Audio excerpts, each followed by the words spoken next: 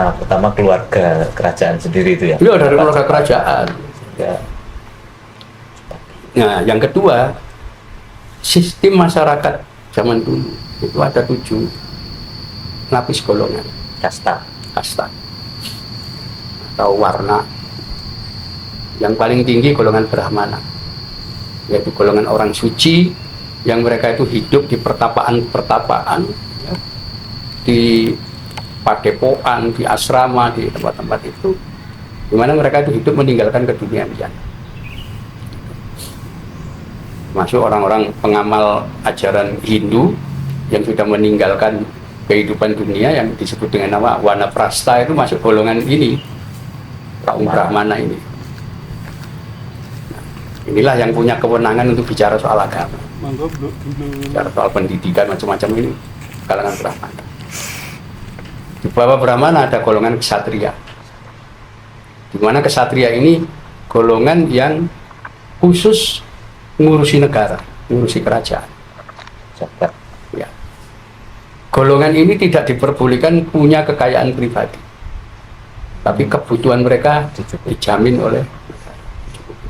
Kebalikannya dari sekarang ya. Karena itu nggak ada istilah korupsi itu kan bahasa Eropa korupsi. Bahasa sini nggak ada. Kenapa? Pejabat nggak boleh kaya. Sudah dicukupi tapi. Sudah dicukupi. Nah, contohnya kalau untuk zaman modern seperti Bung Karno gitu. Dia begitu lengser keluar dari istana, ya nggak punya rumah pribadi atau nggak ada. Insya Allah. Saya dulu wartawan di Jawa Pos, itu saya pernah wawancara dengan tokoh-tokoh lama, termasuk dengan mantan Gubernur Jawa Barat, Jawa DKI, Pak Ali Sadikin. Dia mengatakan tahun 69, ketika saya masih menjabat Dirjen Perhubungan Laut, anak-anaknya Bung Karno saya kasih rumah satu. Saya merasa tidak pantas itu. Masuk keluarganya presiden rumah aja ngontrak semua. Pak Ali Sadikin yang kemudian Gubernur Jakarta. Iya, Gubernur Jakarta. Beliau cerita begitu ke saya. Artinya loh, masuk nggak punya rumah, saya ngasih. Banyak aja itu. Nah, termasuk Gus Dur.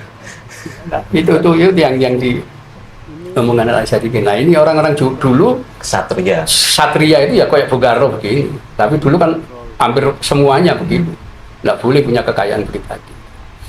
Nah, itu yang kemudian berbeda dengan sekarang gitu, karena kita terpengaruh Barat itu, istilah korupsi itu kan dari Eropa itu istilahnya.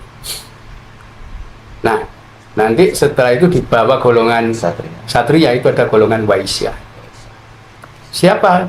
Itu adalah golongan petani yang tugas utamanya menumbuhkan tanam-tanaman untuk makanan manusia.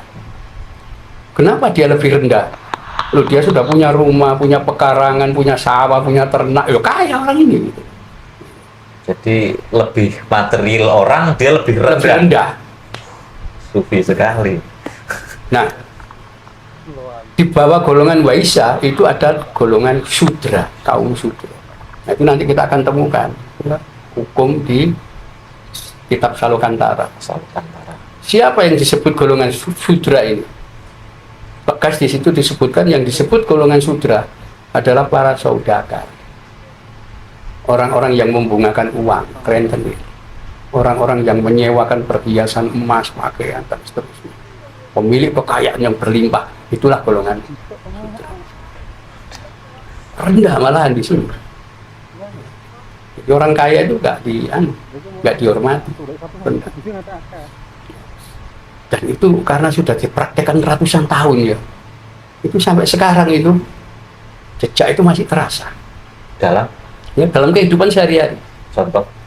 Contohnya misalnya begini, di daerah pedesaan itu kalau ada warga desa 1 atau 2 warga memiliki kekayaan yang lebih dibanding penduduk desa lain, gak dihormati mereka. Tetangga sama tetangga saling bisik-bisik.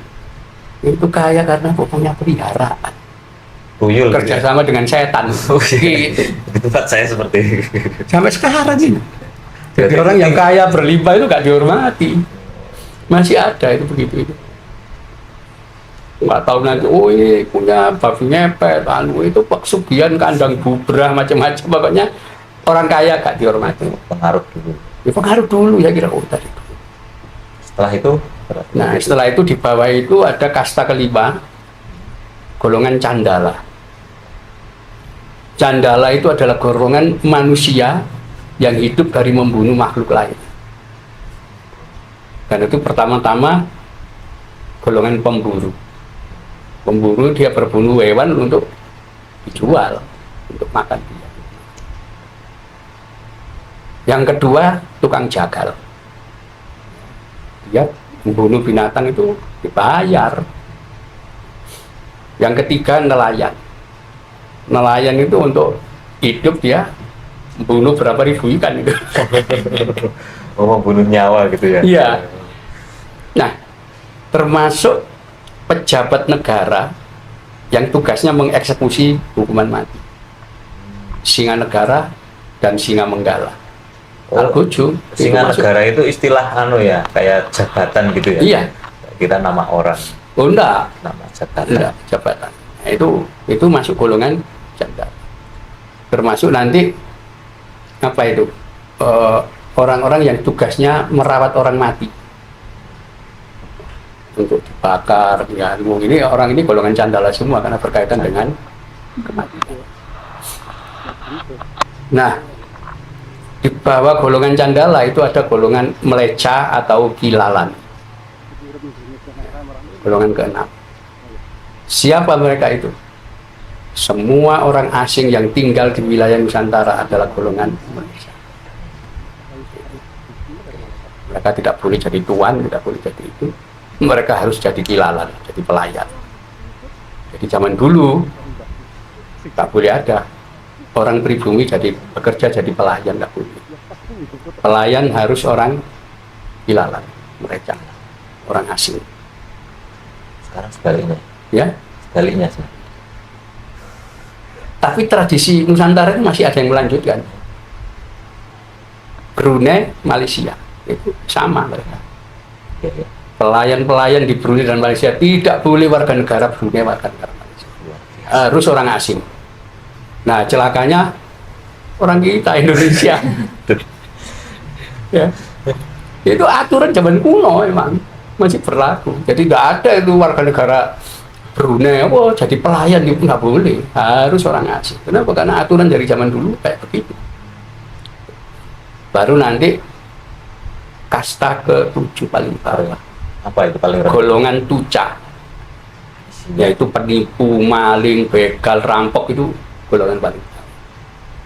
Semua sudah diberi tempat sendiri-sendiri. Jangan sampai orang golongan bawah, maling, rampok ini ikut ngurusi negara, nggak boleh. Jangan sampai golongan rampok, maling ini masuk ke golongan sudra ngurusi perdagangan, nggak boleh. Pasti ngerampok, pasti mencuri, pasti karuan itu.